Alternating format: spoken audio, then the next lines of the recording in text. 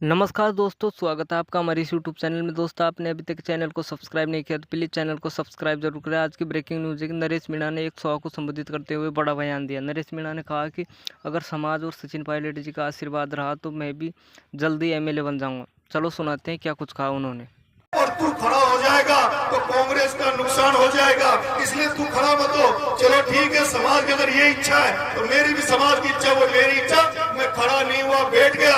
लेकिन मैं आज गारंटी से कह रहा हूँ, समाज को सोचना चाहिए, समाज को समझना चाहिए कि देवली उनियारा की सीट खाली होगी, वहाँ भी उन्हीं लोगों को टिकट मिलेगा जो एमएलए एमपी बनकर बैठे हैं। दौसा में उन्हीं को टिकट मिलेगा, उन्हीं के बच्चों को टिकट मिलेगा, उन्हीं के घर वालों को टिकट मिलेगा जो वहाँ बढ़ गए। तो फिर समाज में जो मेहनत कर रहे हैं, जो लड़के भागदौड़ कर रहे हैं, उनका क्या होगा?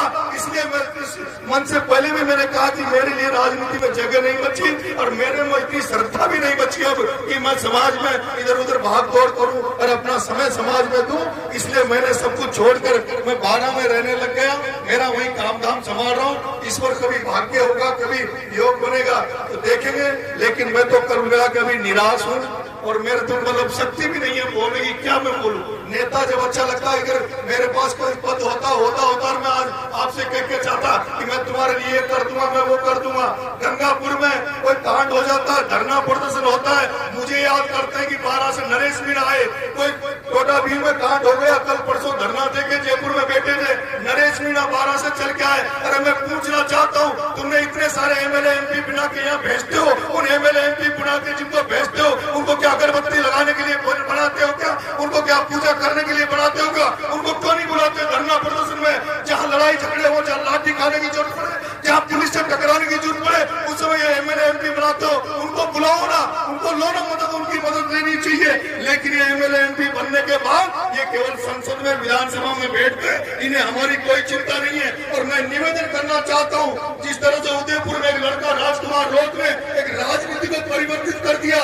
मैंने राजस्थान विश्वविद्यालय में राजस्थान यूनिवर्सिटी में गांव के बच्चों को बोलना सिखा दिया, वहां उनको राजनीतिक प्रतिनिधित्व दिया है। आप जिनको एमएलए एमपी बनाते हो, ये एमएलए एमपी केवल हेडफोन लगाने के लिए नहीं बनते, ये सड़क बनाने के लिए नहीं बनते।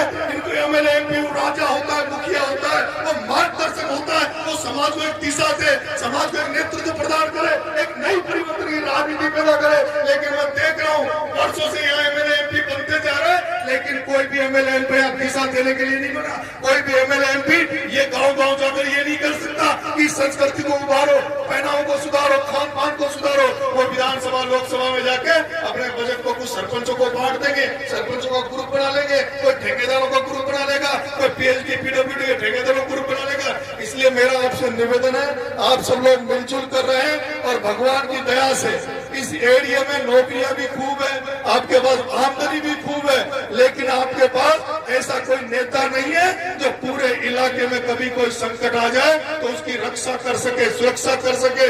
इसलिए एमएलए एमपी रोज घर घर में बढ़ जाएंगे, लेकिन नेता बनाओ। और नेता किरोड़ी लाल के बाद मुझे कोई दिखता नहीं है जो कभी बड़ा संकट आने के लिए तुम्हारे बीच में खड़ा होगा।